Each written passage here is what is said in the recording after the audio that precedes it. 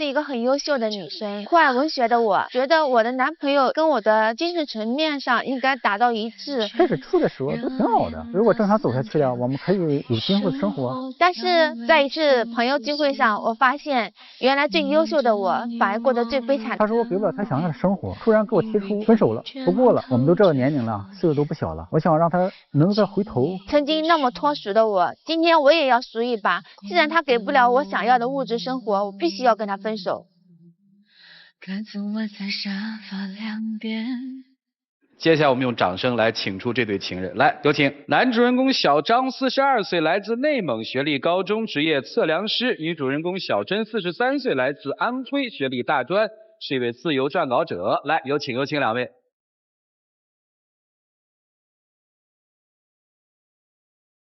小张是吧？对，是我。做过什么电视节目吗？看着你很有点熟啊。有个猜的就是你这个节目栏目，你这猜的是我职业，因为我就是一个搞测量的，我是一个测量师。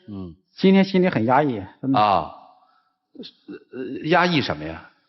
他跟我分手，本身有爱的欲火挺旺的，一盆凉水给我浇的哇凉哇凉的。爱的火焰燃烧了几年了？那时间倒是不长，你像我现在这个岁数了，都已经40多岁了啊。还是说现在你都说剩男剩女，我现在成了过剩了啊。曾经说在30多岁的时候也想成家，也处过几个女朋友，但因为自己原因，有些是自己原因，再诸多原因咱就不提了，一直到现在了。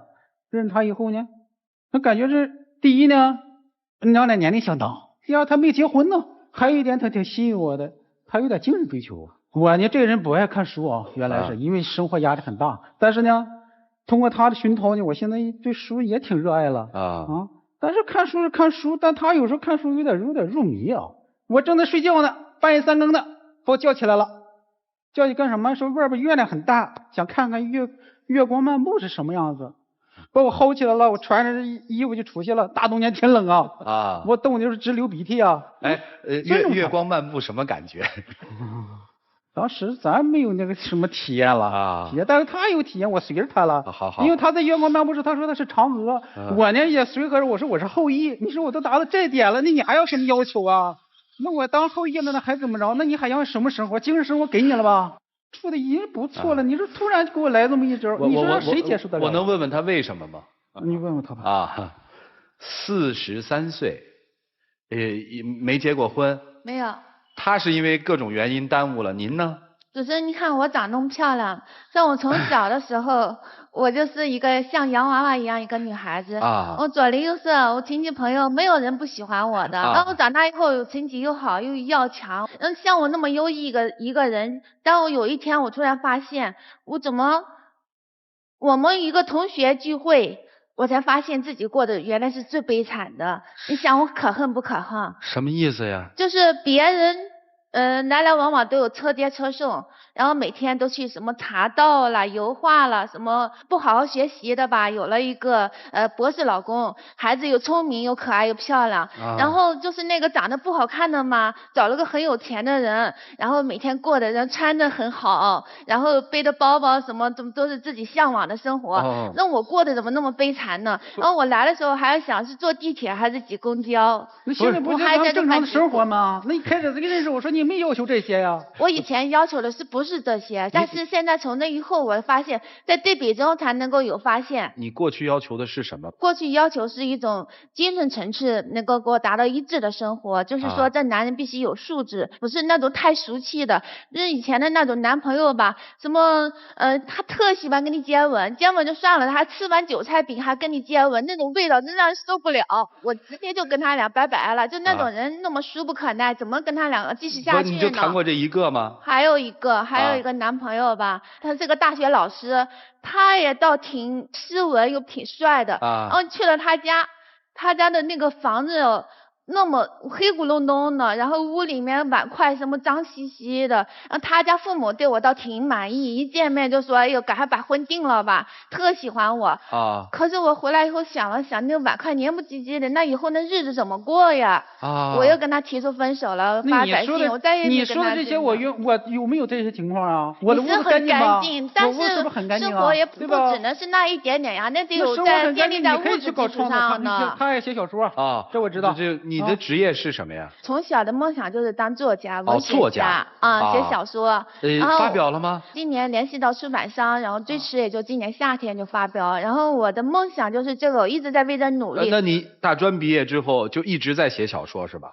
就一直为小说的积累，因为我梦想是当一个伟大的作家。那你的职业是什么？有很多职业，就是因为为了积累生活素材吧，我经常换职业。那你都做过一些什么呢？做过文员，做过文秘，做过模特，还做过群众演员。你这些我都没有妨碍你啊。这没有妨碍我。如果我要找个有钱的人，我的小说早就发表了。我每天要为一日三餐去奔波，我每个月挣的钱还要拿出一半来跟他一起去交房租。我要是找个有钱人，有丰厚的物质基础的话，我就在家里一心一意搞我小说创作，我小说早就发表了。那个时候怎么没找一个有钱的？你有找个有物质基础的男人，那时候我心里想，他们那太俗气了，俗不可耐，大不腹便便的，我精神追求还能达到吗？我问问你，你写小说很投入。是吧？你看了《甄嬛传》以后，那个电视剧以后就想写部宫廷剧写部宫廷剧以后，行，我这陪着你也可以。下大雪呢，看故宫的时候，故宫雪景是什么样子？坐地铁就去了去到那以后见了，这是格格，这是娘娘，这是太后，这个神魂呀，哎呦，我都得陪着他。这一会儿这手舞足蹈的，你旁边有人看了以后都以为这是两个精神病是咋的？我当时看以后吧，我对旁边人很气愤，知道吧？我说你们他妈懂艺术，你们知道啥呀？这是我未来老婆，她懂艺术是吧？回来以后呢，名字都改了，我管她得叫小主格格他管你叫什么呀？阿哥。你说谁一下班以后一开门以后先来个参见娘娘？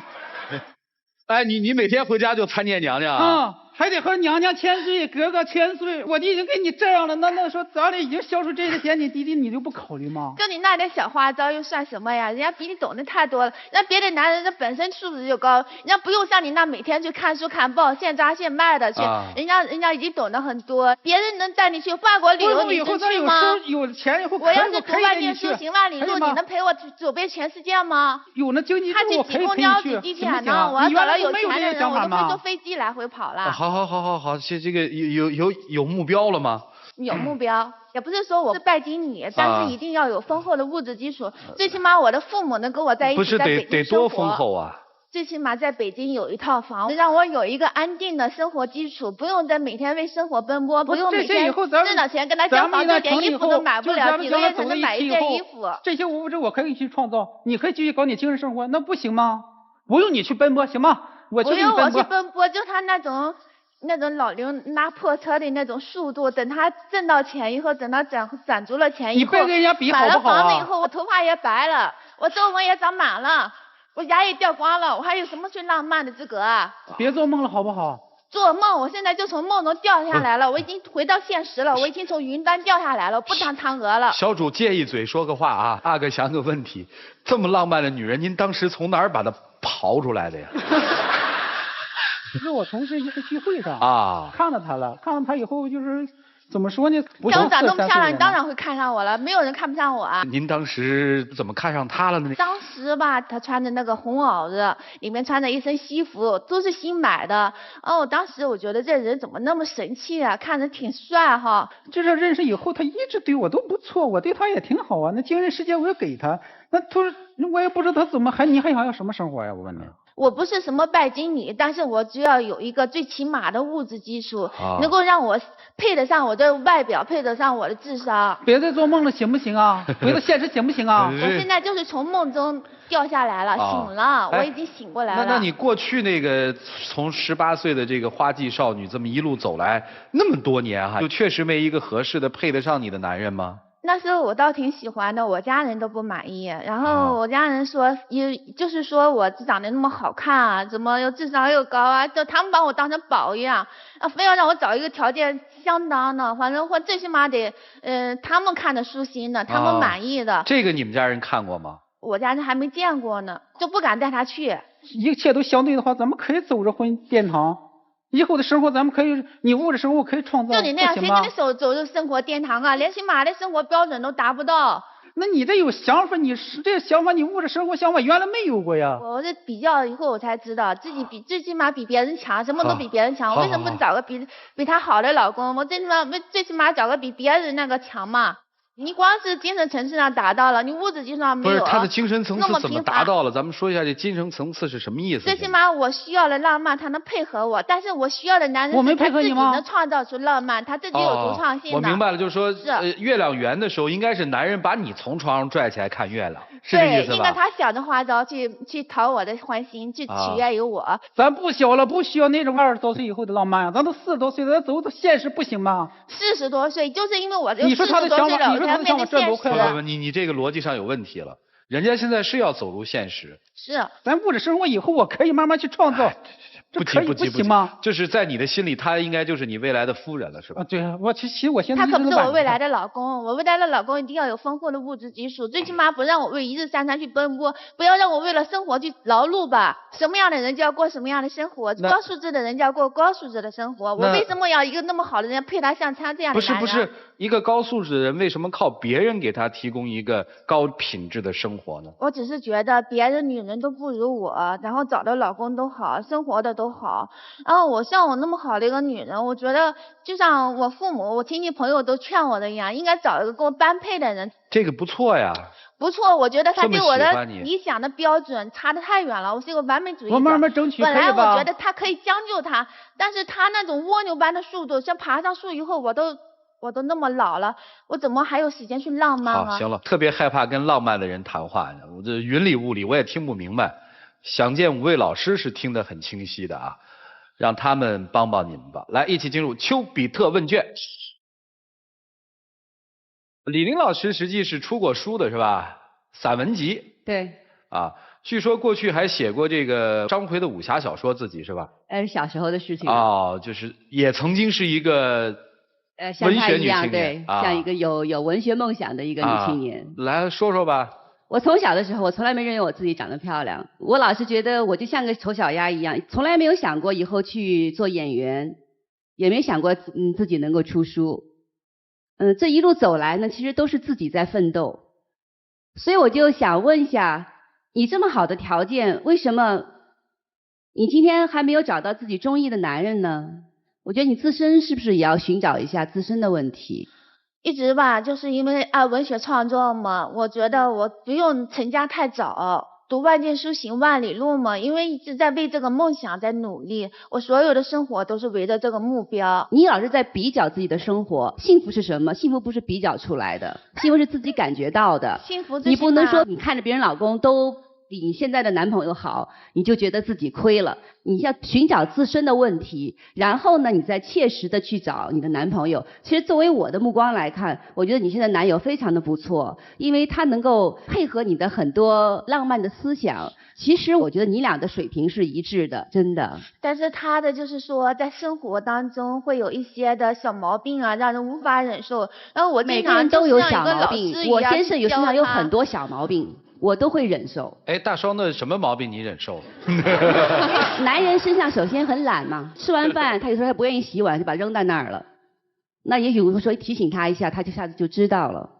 所以很多小毛病都能够改正的，而且呢，你也要互相包容的。是他洗碗，他做饭，然后他洗。你这样的男人到哪儿找去？你现在你还挑呢？但是我要的不是这个呀，我是要有大把大把的钱，最起码的物质标准能达到。我觉得你真是白读了那么多书了，你还当什么作家呀？以前我是觉得自己很脱俗，但是我觉得那种太不现实。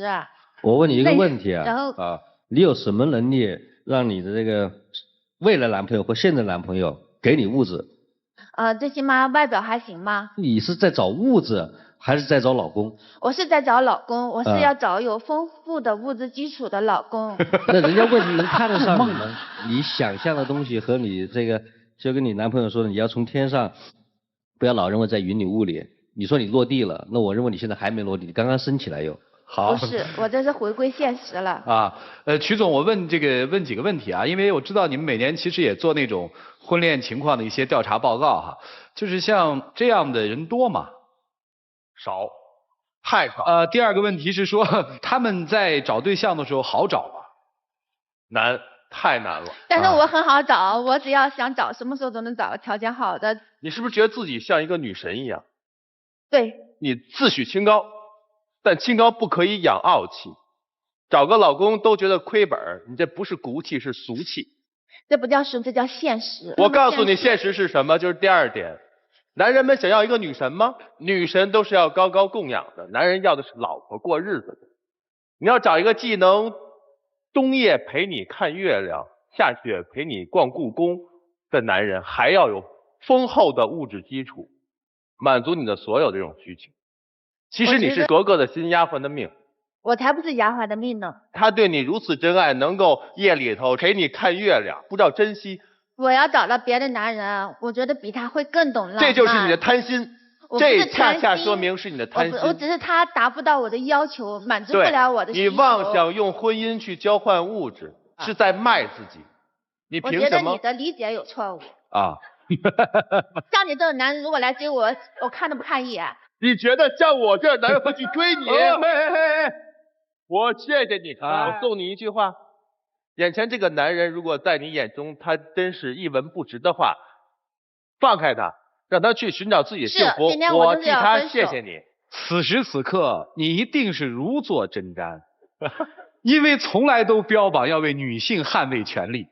接下来你标榜一个给我们看看，陆琪，来吧。问题我还是个作家，我先给你自我介绍一下啊，我姓陆啊，也叫陆琪，我出过7本书，大概是200-300万字吧。我的一些朋友可能你也认识，像刘莲子写《后宫传》的，苍月写武侠跟奇幻的，肥我思纯这些女作家都是我特别好的朋友，我们隔几个月就会在一起聚会吃一个饭。你们也是月光下漫步是吧？我们不漫步啊，我们每一个人可能都是在精神上都是有一些追求的，但在生活里面我们每个人都非常俗气，我们都要吃饭，都要赚钱，都有自己的兴趣爱好。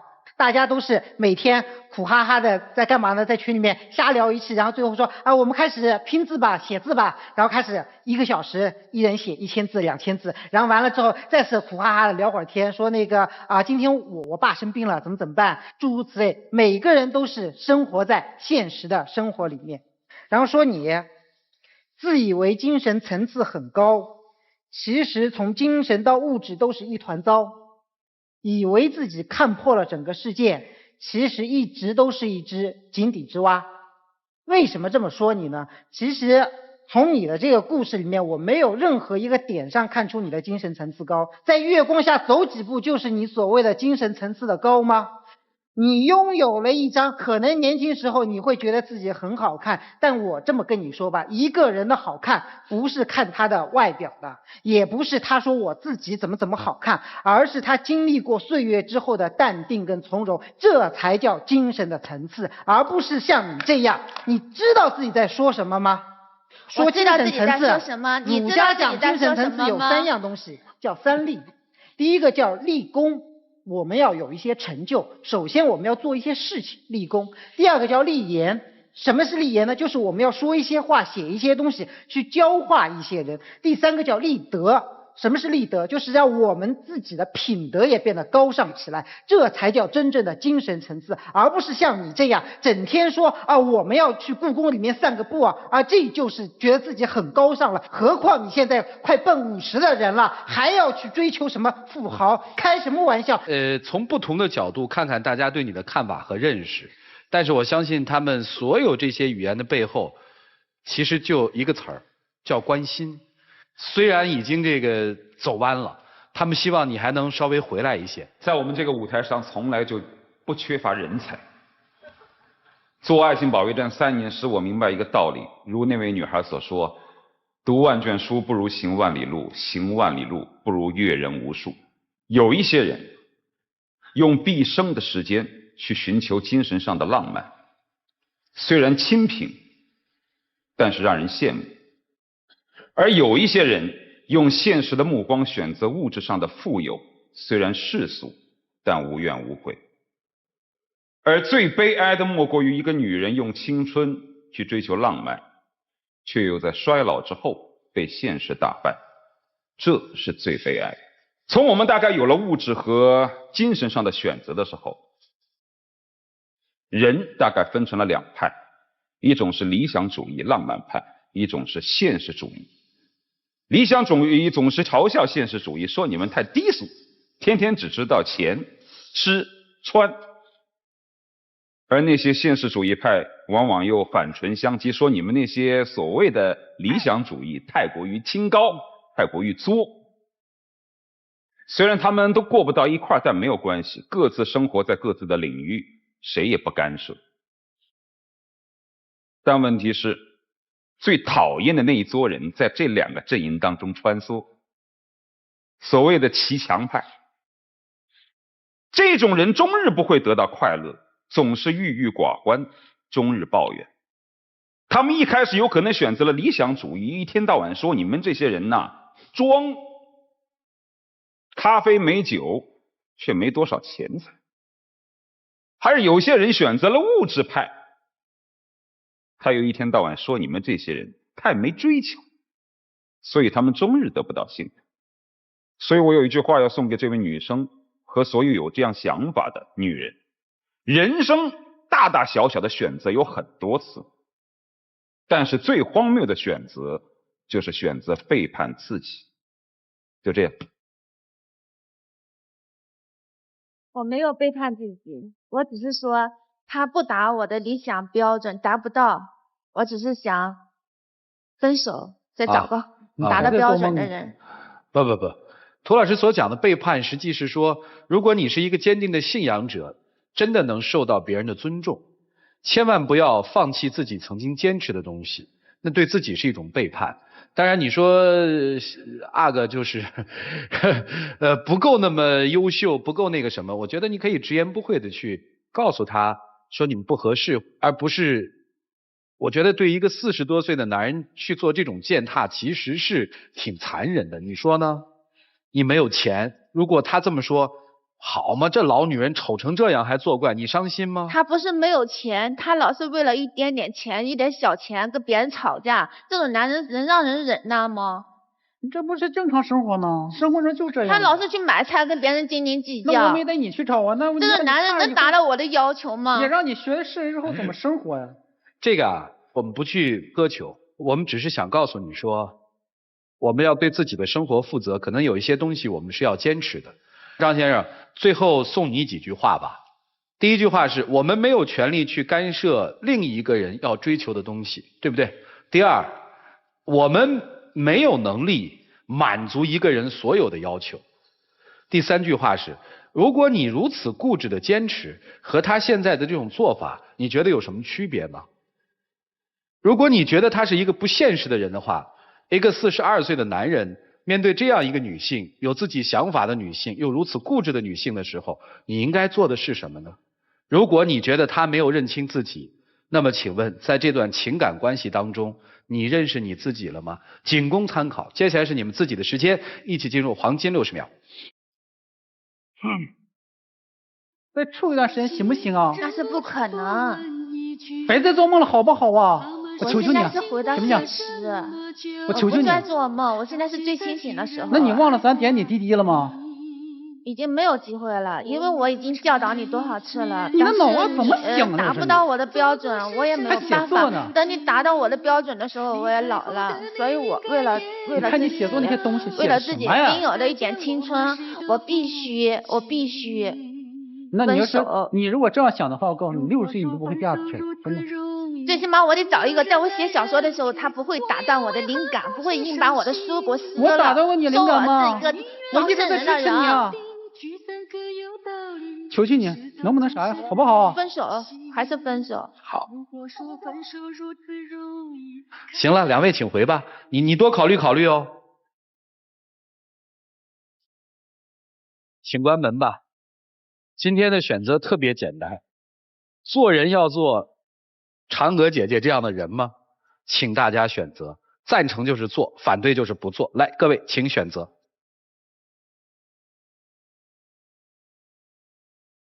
我们应该从生活里面去汲取一些养分，从别人的身上看到一些我们要吸取的东西和我们反对的东西。所以我做这样一个选择，不是对这位女性的不尊重，我也希望这位女性如果还没有离开的话，听到这个能有一点点醒作用。接下来数5个数吧，看看他们自己的选择。来，5、4、3、2、1，请开门。1，请开门。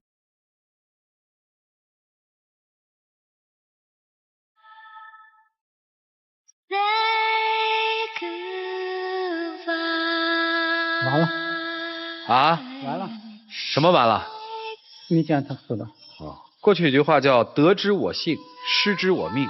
今天这话可以改一下，失之你幸，得之你命啊，挺好的。祝快乐吧，来，还会有更好的女孩子等你啊，去吧。